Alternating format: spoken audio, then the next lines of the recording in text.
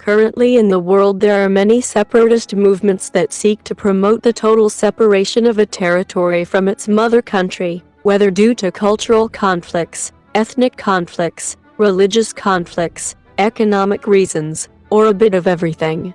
Although, today the majority of separatist movements are no more than a small minority that most likely never fulfill their objectives, there are a few others that really have enough potential to effectively separate their territories and start a new country. Therefore, in this video I will tell you about some of the countries that we could see in the coming years.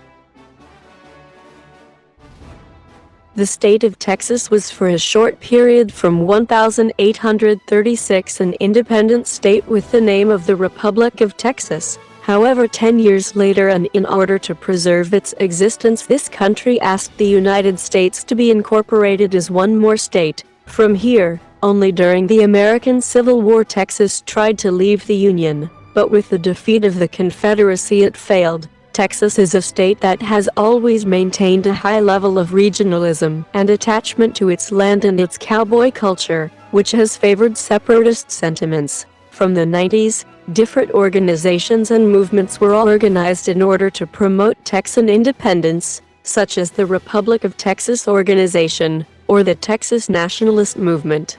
Currently, the percentage of Texans who support the independence of the state is low, between 15 and 25%. However, with the agitated political scene that America has lived in recent years, Texan separatism can grow dramatically. For example, in 2016, 40% of Texans viewed Texas independence positively if Democratic candidate Hillary Clinton win the presidential election that year. Scotland was an independent kingdom since the medieval age of Europe, but in 1707 it was unified together with the kingdoms of England and Wales to form the Kingdom of Great Britain. From this time, a group known as the Jacobites resisted the Union and advocated by preserving Scottish independence, albeit with little success. Throughout the 18th and 19th centuries, Scottish separatist sentiment largely dissipated. Unlike Ireland, many Scots, instead of promoting their country's independence, simply preferred promote its autonomy within Britain. But after the Second World War and the fall of the British Empire, Scottish separatism saw a rebirth. In 1979 and 1997, Scotland held referendums where it won more autonomy from London. In 2011, the Scottish National Party won a majority in the Scottish Parliament, and in 2014 they pushed for a referendum to officially separate from Britain. This referendum lost by a small margin and Scotland continued being part of Britain. However, as of 2016, with the departure of Britain from the European Union, the Scottish separatism has been greatly favored.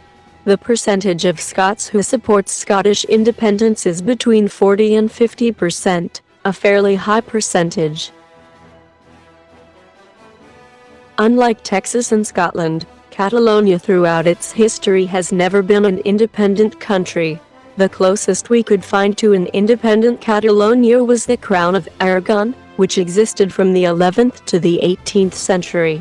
At very early time, the Catalonians expressed a certain rejection to be governed from Madrid. In the 17th century, during a war between Spain and France, Catalonia took up arms against Spain in support of France, and for a short period during the Napoleonic Wars, Catalonia was annexed by France.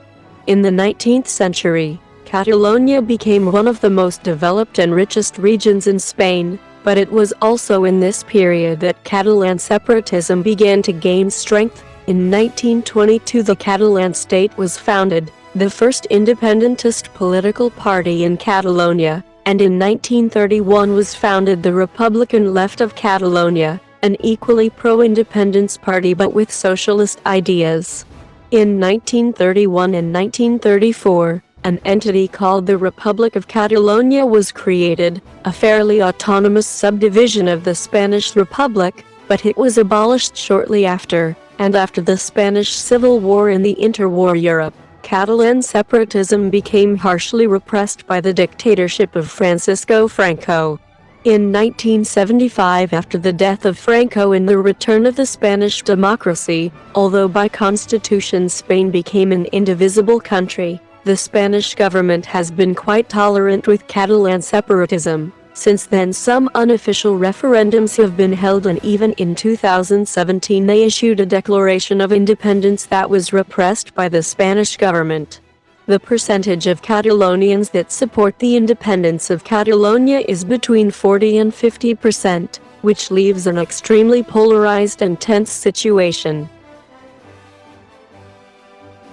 The case of Taiwan is different from the rest of the cases in the video. This island throughout its history has not been an independent country. There was an attempt to separate the island in 1905, but it failed. Taiwan throughout its history was controlled by Dutch, Spanish, Japanese, and especially by the Chinese. In 1949, when the Chinese Civil War ended and the Chinese Communists won in mainland China, the nationalists fled to the island of Taiwan and established the government of the Republic of China there, who proclaimed itself as the legitimate China. Since then, both China's Communist mainland China and nationalist Taiwanese China have claimed the title of the true China. However, since then, it was Communist China. The People's Republic of China, which has earned the most international recognition as the legitimate China. From 1949 to 1987, Taiwan was ruled in an authoritarian manner by the Kuomintang, the Chinese Nationalist Party. During this period, any opposition of the native Taiwanese towards the Chinese nationalist government was harshly repressed. In this period, the feeling of distinction of the Taiwanese and the independent sentiment grew. Since the 1990s and 2000s, the opposition to the Kuomintang, grouped in the Pan-Green Coalition, began to favor the independence of Taiwan over the reunification of China. However, Taiwan is in a very difficult position. The People's Republic of China, who is currently a military monster, has made it clear that any attempt by Taiwan to leave China's reunification behind and declare independence would mean war.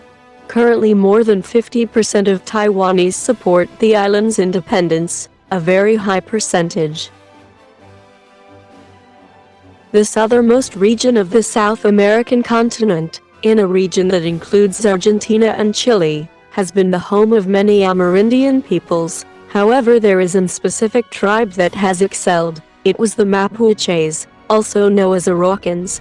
This tribe resisted invasions from both the Peruvian Incas and the Spanish conquerors, establishing themselves as a confederation of independent tribes known as the Wallmapu.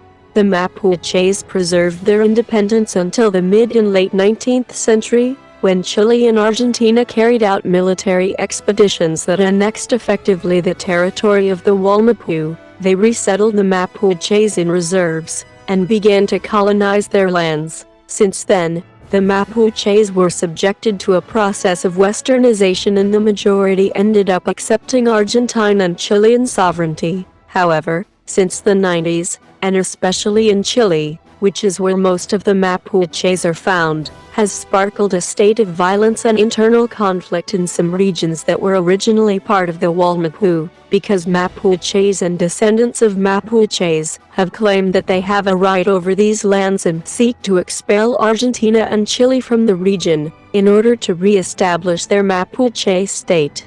Many of the Mapuche protest tactics are peaceful, such as protests or hunger strikes. However, many others are terrorist in nature, such as the burning of churches and buildings, the kidnapping of public buildings, or assassinations.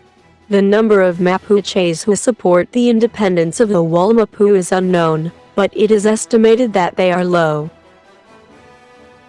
Definitely, these are not all the separatist movements that could be successful in the coming years. These are just some of them. If you think that I am missing a specific one, remember that for these things is the comment box at the bottom.